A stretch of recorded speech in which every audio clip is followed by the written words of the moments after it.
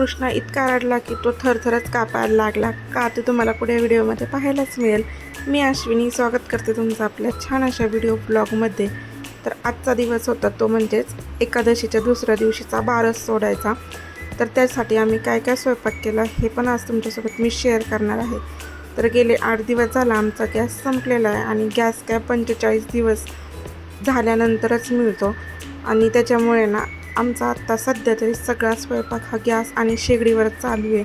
तर छान असं दूधसुद्धा तापून घेतलं होतं. त्यानंतर चहा झाला आणि लगेच कुकरमध्ये डाळ टाकली होती. आता एक जर कुकर असला ना तर की त्याच्यावर दोन्ही वरण भात सोबतच होतं, मोठा कुकर असला तर. पण माझ्याकडे ना छोटा कुकर होता, त्याच्यामुळे मग सगळ्यात आधी तर डाळ शिजवून घेतली आणि त्यानंतर त्याच्यातच भात लावला. आता या शेगडीचं कसं आहे ना, शेगडी चालू असताना जर भांडं जर खाली टेकलं तर करंट बसण्याची शक्यता असते. त्याच्यामुळे सारखंच बटन चालू बंद करूनच स्वयंपाक करावा लागत होता.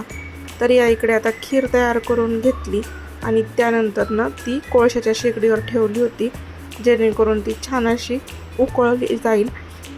त्यानंतर चूल पण पेटवली चपात्या करण्यासाठी. तर बघा खीर आपली किती छान अशी उकळलेली आहे. तोपर्यंत आम्ही कुरडई आणि पापडी तळून घेतली होती. त्यातल्या त्यात आज होता म्हणजेच माझ्या आजचं सासऱ्यांचा महिना. तर त्याचा पण स्वयंपाक म्हणजे महिन्याचा पण स्वयंपाक आणि उपवास सोडण्यासाठीचा पण स्वयंपाक हे दोन्ही एकत्रच झालं. तर आता कृष्णासाठी वरण केलं होतं. त्यानंतर मग सगळ्यांसाठी वरण केलं. म्हणजे आमची ते ना वरणात मिरची टाकतात, त्याच्यामुळे कृष्णासाठी मिठाचं वरण करून घेतलं आणि त्यानंतर सगळ्यांसाठीचं वरण केलं. आता त्याच कढईत ना वांग बटाट्याची भाजी करून घेतली होती. स्वयंपाक तर बराचसा झाला होता, फक्त चपात्या करायच्या बाकी होत्या. आता वांगे बटाट्याची भाजी शिजल्यानंतर मी लगेच नैवेद्यसुद्धा दाखवून घेणार आहे. आता काल एकादशी होती आणि आज उपवास सोडायचा म्हटलं तर देवाला पण नैवेद्य दाखवावाच लागतो. तर देवांसाठी पण नैवेद्य काढून घेतला. आता प्रत्येक ठिकाणी नैवेद्य दाखवण्याची पद्धत ही वेगवेगळी असते. कोण ताटभर नैवेद्य दाखवतं तर कोण छोटी चपाती करून त्याच्यावरच नैवेद्य दाखवत असतं. आधी देवाला नैवेद्य दाखवला, त्यानंतर फोटोची पूजा केली आणि तिथं पण नैवेद्य दाखवून घेतला.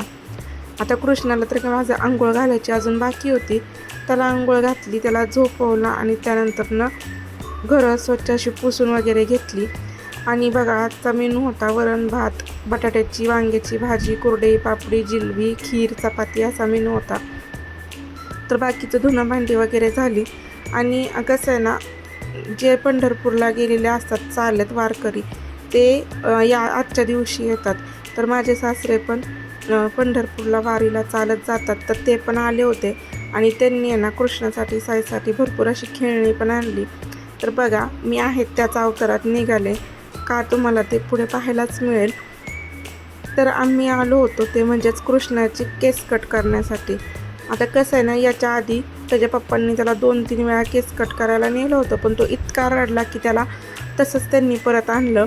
तर ते म्हटले तू जर येत असशील तरच त्याला मी नेतो, कारण की त्यांना तो रडलेला सहन होत नाही. म्हणजे प्रत्येक वडिलांचं तसंच असतं, त्यांना पोरं रडलेली सहन होत नाहीत. तर बघा किती रडला, अक्षरशः तो थरथरच कापत होता. शेवटी कसं बसं त्याचे केस कट केले आणि त्यानंतर आम्ही घरी आलो. घरी आल्यानंतर त्याला स्वच्छ अंघोळ घातली आणि त्याचं आवरलं. आता तो इतका रडला होता, पण घरी आल्यानंतर मस्त असा खेळायला लागला.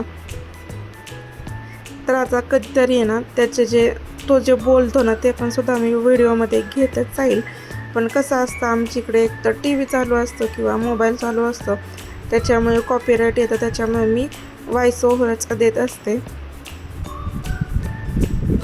तर आता ह्याचं सगळं आवरून झालं होतं, त्याला खायला वगैरे घातला. तर त्याला जायचं होतं बाहेर, पण म्हटलं तुला बाहेर जाण्याआधी मला घरातली सगळी कामं करू देत, कारण की बाहेर त्याला जायचं म्हटलं ना त्याच्यावर लक्षच ठेवावं लागतं.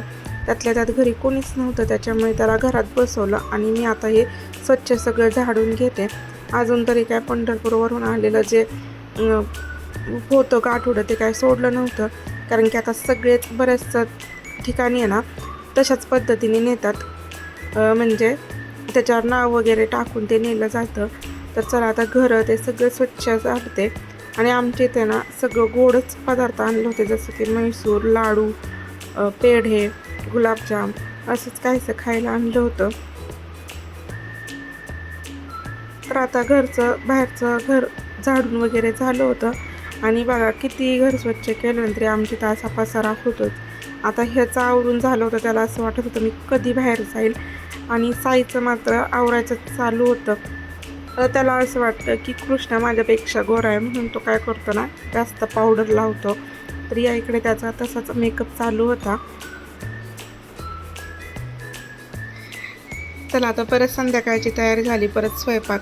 तर सगळ्यात आधी तर चहा करून घेतला आणि त्यानंतर सकाळचं जे राहिलं होतं ते गरम केलं. कसं आहे ना, लाईट गेली की शेगडी पण बंद पडती, त्याच्यामुळे मग लवकरच स्वयंपाकाला लागलेलं बरं असतं.